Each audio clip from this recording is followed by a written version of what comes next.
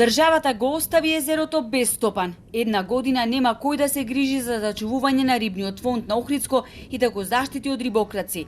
Бидејќи концесионер нема, сега во водите на езерото се врши масовно рибокрадење, а згора на се, поради сериозни пропусти во процедурата за избор на нов концесионер, неизвестно е како ќе заврши целата постапка. Пред безмалку еден месец на владина седница помина одлуката струшката фирма Летница Белвица Милорад да биде нов концесионер на Охридското езеро. Сега спорниот стопан на електронската аукција понудил највисок надомест за концесија во купен износ од близу 10 милиони денари за период од 6 години, со обврска за рекреативен риболов на државата да ја плати концесиски надомест од 100% од вредноста на издадените дозволи. Но во меѓувреме воочени се пропусти во начинот на кој се спровела тендерската постапка.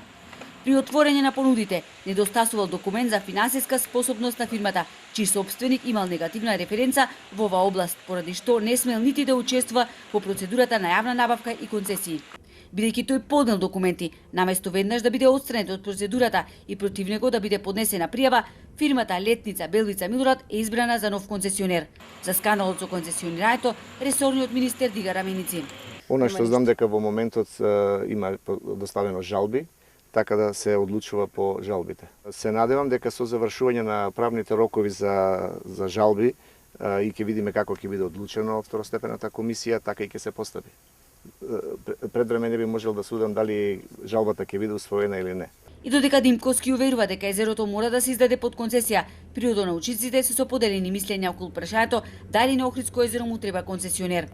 Одговорот е со меч со двеоштрици. Бидејќи доколку нема концесионер, значи прав концесионер кој што би се грижил пред се за заштитата, а не пред се за ловот, односно искористувањето, значи тогаш би имале потреба од концесионер за да се изврши правилна соодветна заштита.